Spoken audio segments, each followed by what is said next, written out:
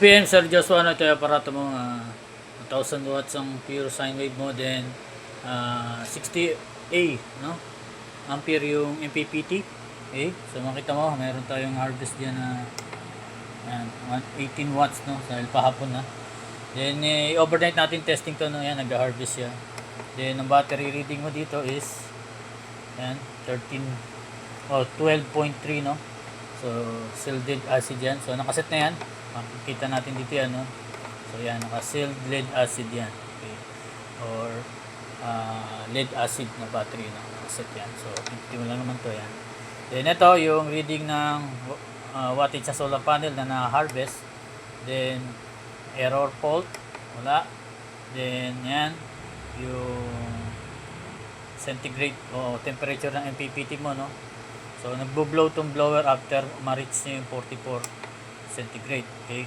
Then yan, ampere harvest voltage reading. So yan, 12.3. So nominal voltage ng lead acid ay 12 volts, no? Yun ang nominal. Kaya mababa yan compare sa mga LiFePO4. So yan, naka lead acid ang kinabit ko para mo-testing natin. Overnight natin testing to, no? Yan. Ito load niya. Then ito consumption niya, no, sa wattmeter yan 34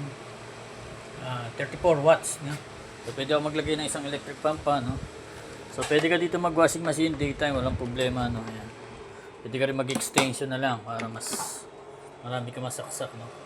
So solar panel pwede 700 watts, no, or lower, 680, 650, 620, 580, no? Lower, walang problema. Isa lang. So ito yung breaker niyan para sa solar mo. Ayan.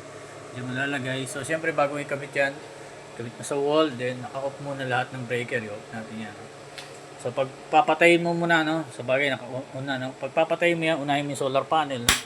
So magsi-zero yung reading mo diyan.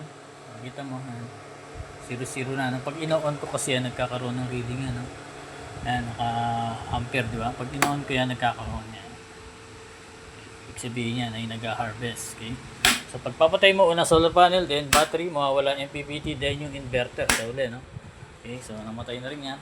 So, then kapag i-on mo, nakakabit na yung battery mo, then nilagay mo na sa wall, okay na yung wire, di na nahuhugot. Then dito rin sa solar panel mo, no?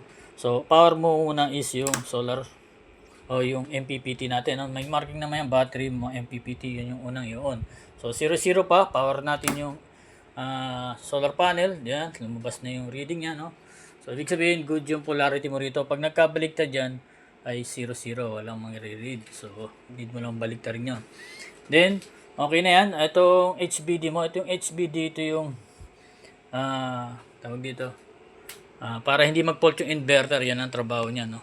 So meron yang cut off na 14.4, ma-off na tong LED red, no? Mawawala sa connection yung solar panel mo. Magsisiro na yung reading ng MPPT, yung wattage. Sabihin na-reach niya na yung full voltage ng battery mo, 14.4. No, then magda-drop, pag nag-drop uli yan, aabot ng 13.2, aandar uli yung mismong aparato natin, no? So better nga gagawin natin 13, no, kasi lead acid madaling baba yung voltage, no. So then ito yung mismong LBD mo, power natin. So LBD, okay. So mag-on uli yan, no? So sa ngayon mababa yung reading natin kaya kailangan 13, di ba? So nakaset tayo ng 11.5, okay. 11.5 ang reading, low voltage, disconnect. Then reconnection is 1.5, okay. So kailangan umabot muna ng 13 para mag-reconnect. 1.5 plus 11.5 disconnect. Ayan. Ayan, 11.5 disconnect equals 13, no? So kailangan mag-charge muna siya. So bukas testingin natin yan. Sa ngayon, i-drop muna natin para mapagana natin, no? So pabababain ko muna yung mismong reconnect niya, ayan, para umilaw. Then balik ko na lang sa 1.5. Ayan, so for testing lang. So umilaw na uli, may load ka na uli, no? So pero hindi mo na gagalawin yan. Kapag tinesting mo na yan, ay kailangan i-charge mo muna, no, until 14 or 13 para umilaw uli yan. So pwede naman tayo mag-chat or video call sa mga concern mo, sir, no? So salamat ulit sa pagtitiwala. Bukas ay sabihin ko kung na-test na natin ng overnight ito, titest then balutin din ship bukas. So salamat ulit sa pagtitiwala. God bless.